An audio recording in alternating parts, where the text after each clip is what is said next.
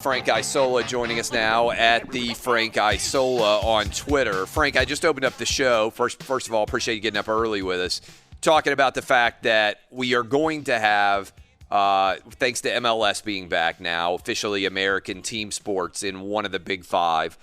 We got the MLS back. I think everybody out there feels pretty good about MLB, NBA, NHL, and the NFL all coming back.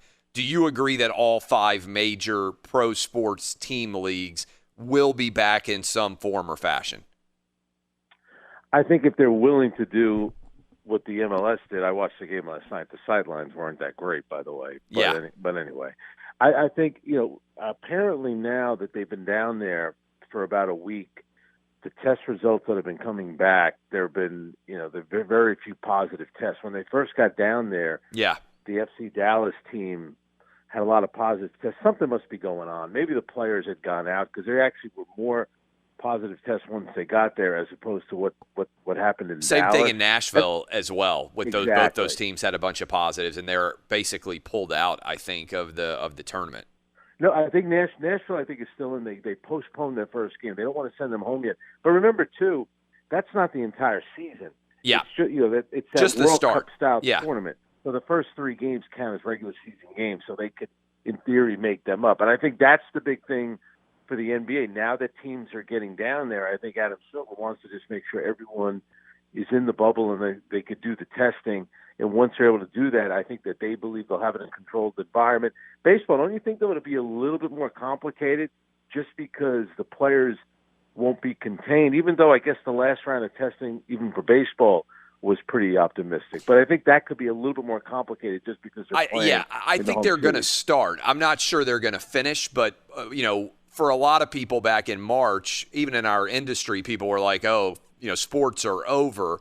But it seems that the long wait, certainly with the MLS returning in some form or fashion, that is going to be over. And so this in and of itself is a very much of a positive. So that all ties in. And it seems to me like a lot of the focal point has now shifted to college football in particular, because I think there's a general consensus that all five of those other sports are going to play. So I was going to ask you about college football. I know it's not exactly the heartbread of the college football universe, or the heartbeat, I should say, in New York City. But what kind of vibe are you getting as it pertains to college kids coming back and things like that in New York City, and how would it impact, let's say, a Rutgers in the Big Ten? What do you think happens up there based on the vibe in New York? Yeah, Rutgers and Syracuse, obviously Syracuse being in the ACC, Rutgers in the Big Ten. I think there's going to be a lot of online learning. But, my biggest thing about college football just seems to be the liability that these colleges may have. I know the Ivy League canceling all their fall sports, which is pretty depressing for the kids that play there. I still think in your neck of the woods, I still think it's going to go off. I think all the schools in the Big Ten are going to play? I'm not so sure about that. I just wonder if these schools, it's almost like, and I know you've been killing people who are saying play it in the spring, but don't you think that you at least buy some time by doing that? My thing with the spring, get fans in the building? Yeah, my thing with the spring is that's in the middle of what is typically the height of the cold and flu season. So January, February, and March. To me, if you're saying play in the spring, what you're hoping is that there's a vaccine that exists by the time you get to January. Otherwise, if you can't play in September, to me, September and October outdoors in the heat for much of the country is much safer than playing in January and February and March. Not to mention that all the best players are not going to play. So if I'm Trevor Lawrence, or if I'm Justin Fields, or I am one of their parents, or I am an advisor, I'm just using those two guys because they're both projected to be first-round quarterbacks probably coming out after their junior years, there's no way I let those guys play. And it wouldn't make any sense for anybody who hopes to be, frankly, a first or second-round pick in the entirety of college football to play. Not to mention, I don't think it's going to be safer. So I don't think that's a solid solution. All right, I want to circle around now. you guys did a great job. I watched you and Wilbon yesterday on PTI, and so many people in our industry ignored what DeSean Jackson said that was anti-Semitic, and then also what Steven Jackson said to follow up with it. And almost no NFL players. I saw where Mitchell Schwartz put out a statement. He's a Jewish offensive lineman for the Kansas City Chiefs. But let's start with our industry.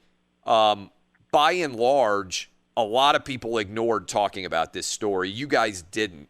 To me, you have to confront racism and prejudice, whether it's emanating from a black, white, Asian, or Hispanic person. It seems like a lot of people in sports media didn't want to address what DeSean Jackson or Steven Jackson said. You guys did, and I give you props. And I think, what I find interesting is DeSean Jackson comes out with, posts that stuff on social media. Clearly, the NFL, the Philadelphia Eagles, get to him because when you have two apologies, you know that you're feeling a lot of the pressure. Yep. Steven Jackson's in a little bit of a different category. I know that his podcast is televised by Showtime, but it's almost like he needs someone to reach out to him and tell him you need to back off a little bit because he seems to keep doubling down, and when he does, his defense is, I don't hate anybody. Yeah. But it's almost like because I watched his interview with Don Lemon last night on CNN, and he was getting upset with Don Lemon, who was just pointing out the facts. And I think you're right. I think for a lot of the players, I think they look at it as if, you know what, I'm not going down this road. I'm not getting involved in this. And also Steven Jackson doesn't play in my sport, but it does look a bit hypocritical. But Steven Jackson is not doing himself any favors. And I also thought too, Clay, and I think this happens with a lot of people. He's in the national spotlight, so he's doing a lot of interviews. And maybe after a while, you almost get like a little full of yourself where you're starting to think, maybe I am an authority on race and religion and history. And maybe you're entering a territory where you should be a lot more careful, and maybe you should read up a little bit more. You're not a scholar. I don't believe that he studied that stuff in college, but he did so many interviews in the wake of the George Floyd murder that maybe he was thinking, I'm the foremost expert on race, religion, history, race in this country and the history. I'm going to give you my 2 cents on everything. And he went down a road which he should not have gone down. Yeah, there's no doubt. And to whatever extent he was considered an expert on anything, I think I saw Mike Wilbon saying, basically he cut himself off from ever being considered an expert on anything again based on his comments here. What is the vibe of late in New York? We've asked you this for months as you've come on the program. Does it feel in any way back to some form of normalcy? Yeah, the problem was even in New Jersey, where I think it was this week they were going to have restaurants you could sit inside, but they just backed off that a little bit with what was happening in the rest of the country. But it definitely, there's more people out in New York. There are restaurants where you can eat inside. So things have definitely changed a little bit. It was also interesting this week because, you had the Yankees had an inter-squad scrimmage. Yes. It was actually televised by the Yes Network. I'd rather I watched it for like a half hour. It'd be more enjoyable banging my head against the wall. But it was like a great advertisement, or I shouldn't say great advertisement. It was a bad advertisement for baseball. Sitting behind home plate, because they played the game in Yankee Stadium. So it's this vast, empty seat. Yes. But CC Sabathia is sitting there, the former Yankee pitcher. He looks great. He's lost a lot of weight. He's got a mask on. Good for him. But the whole time, what do you think he's doing? He's doing what most people do when they go to baseball games. He's staring at his phone. Yeah. I couldn't stop watching CC Sabathia looking at his phone instead of watching the game. It was like the most distracting thing. But I tell you what, watch it. I actually covered the Mets years ago. I forgot how boring some of those spring training games could be. My God. What would you? So I think you don't cover them on a day-to-day basis like you used to. But what would your thought process be if back in the day, I think you used to cover the Knicks? Would you have been interested at all in going into this NBA bubble and isolating yourself in Orlando? It would kind of depend on, like, if the Knicks were a contending team, it would probably be fun. I think for teams like Washington, Phoenix, the Nets, like you're kind of going down there for what's going to be about 2 months, about 50 days, I think they said. And you really have no chance of winning. It seems to be the biggest waste of time. I still don't know why the NBA just didn't send the 16 the playoff 16 teams. Yeah. Just go 16 teams, play a couple of like exhibition type of games. There's no reason to be playing 8 games. Think about the Milwaukee Bucks, okay? The Milwaukee Bucks are going to finish with the best record, which doesn't mean anything anymore because there's no home court advantage throughout the playoffs, right? In the first round, they're most likely going to get the skeleton crew that is the Brooklyn Nets or the Wizards, who are also a skeleton crew without Bradley Beal, John Wall. So they're going to play. So the Bucks will play 8 games, and then their first round opponent will be either the Nets or the Wizards. They're not going to play a game that, in theory, means anything until late August. They're going down there today. That's a long time to be down there without playing a game that means anything. I don't know why they sent 16 teams. They should have sent. I'm sorry. Why they're sending 22? They should have sent 16, and they should have played a couple of have East play West for like preseason games. Maybe play 2 or 3, and then get right into it. I want to circle back around to this DeSean Jackson commentary. Do you find it as strange as I do? Because I do think the sports media has done a pretty good job of addressing DeSean Jackson. Not everybody. A lot of people have avoided mentioning it. But I do think the sports media in general have covered it pretty well. But when you look at the reaction to Drew Brees saying, I'm going to stand for the national anthem because both of my grandfathers fought against Nazis in World War II, and I think it's disrespectful to take a knee, which is certainly his right to say it.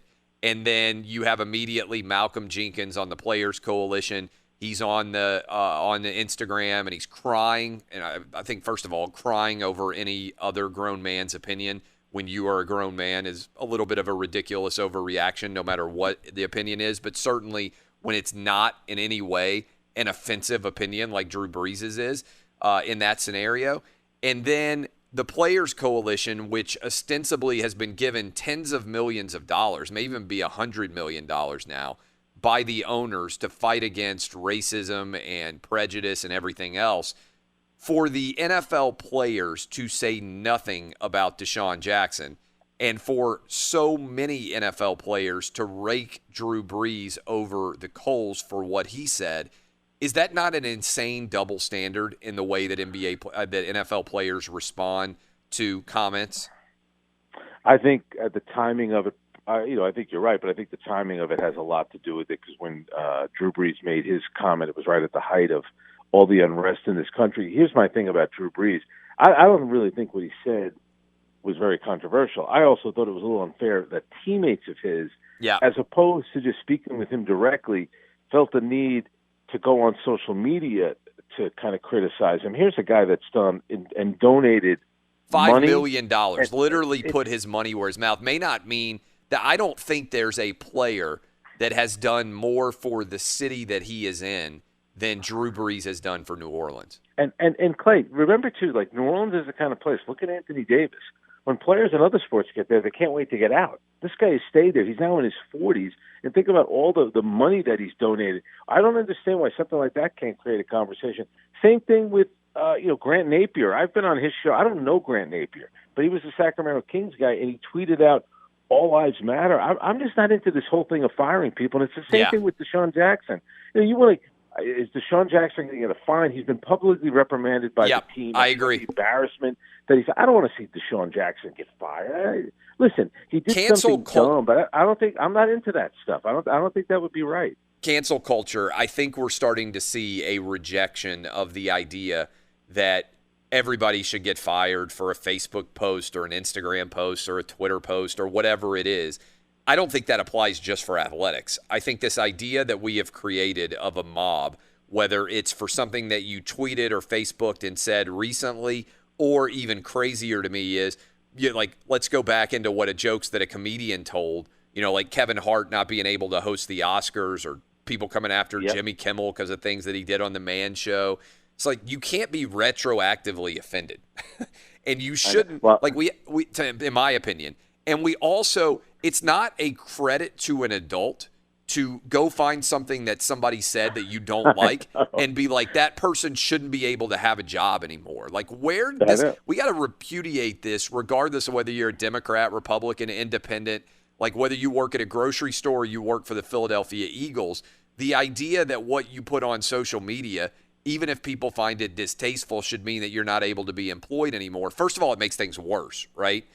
Because people who say something that you don't like, if your response to it is, oh my God, you don't deserve to have a job, they're not going to suddenly be like, oh, you know what, I was wrong, you're right, I probably should change the way that I think. They're going to be like even more angry going forward because it's going to confirm their worst fears. But I think we're starting to see a substantial pushback, and I hope we see this in the world of sports media. Same thing happens when people go back through old tweets of athletes. It's like, hey, did you see what this 14-year-old tweeted? Well, he was 14. I mean, why do we care when he's 24? Yeah, they did that. Remember to Dante DiVincenzo after won the national championship. They went back to some stupid tweets that he had. Well, it wasn't even all he was doing was quoting rap lyrics, and they were like, "Oh, this is unacceptable." Well, remember too, we talked about this with like the comedians, Chris Rock, Jerry Seinfeld. They won't even call on college campuses it's crazy anymore. They don't want to tick people off, and Kevin Hart, some of the things that he said in the past. Hey, as long as they keep Ricky Gervais, he's so on good. the Golden Globes. Yes. Oh my God, it's so great when he starts going after everybody. It's too funny. Frank, appreciate the time. Good work on PTI. Keep it up, and we'll talk to you again soon. All right, Clay. Thanks. That is Frank Isola at the Frank Isola. I am Clay Travis. When we come back, major controversy in the Travis household I will discuss. This is OutKick on Fox Sports Radio.